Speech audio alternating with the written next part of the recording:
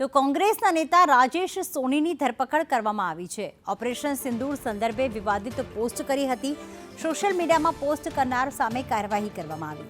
CID ક્રાઇમના cyber સેલે તેની ધરપકડ કરી છે। કોંગ્રેસના નેતાઓ સીઆઈડી ક્રાઇમ કચેરી પહોંચ્યા હતા। રાજકીય પોસ્ટ મૂકવા બદલ ધરપકડનો કોંગ્રેસે આક્ષેપ કર્યો। રાજકીય કિન્નાખોરી રાખીને ધરપકડ કરાઈ હોવાનો આક્ષેપ।